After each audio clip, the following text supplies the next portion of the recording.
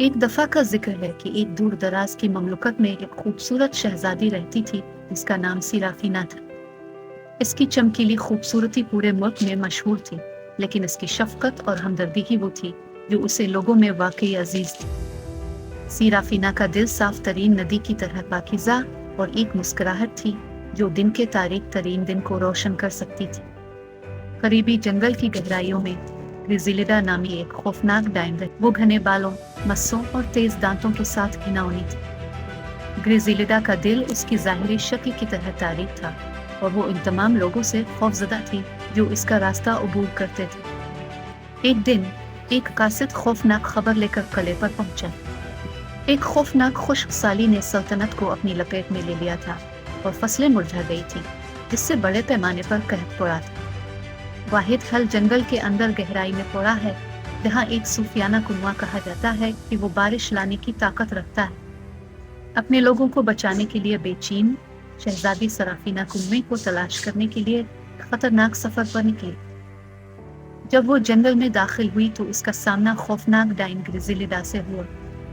Serafina کی خوبصورتی اور پاکیزگی دیکھ کر ڈائن حیران رہ گئی، لیکن اس نے ایک موقع دیکھا۔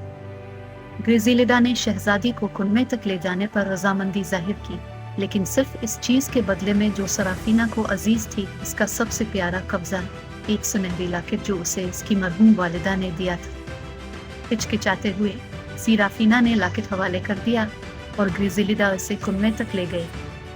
دلی التجا کے ساتھ سرافینا نے جادو کے کنویں سے پانی نکالا اور اسے واپس مملکت میں لے آیا۔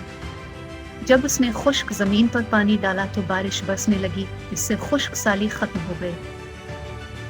جب گریزیلڈا نے شہزادی کی بے لوث اور اس نے اپنے لوگوں کے لیے کیا اچھا کام دیکھا تو اس میں ایک تبدیلی آ گئی۔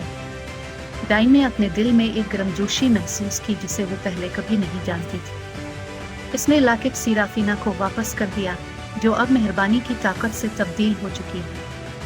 ایک بار خوفناک ڈائن بادشاہی کی ایک قابل اعتماد دوست اور محافظ بن گئی، اور شہزادی سیرافینا کی خوبصورتی اندر اور باہر نہ صرف اس کے لوگوں کو بچاتی تھی بلکہ اس کے دل کو بھی چھوتی تھی۔ یہ ثابت کرتی ہے کہ بعض اوقات انتہائی غیر متوقع دوستی کھل سکتی غیر متوقع جگہوں پر۔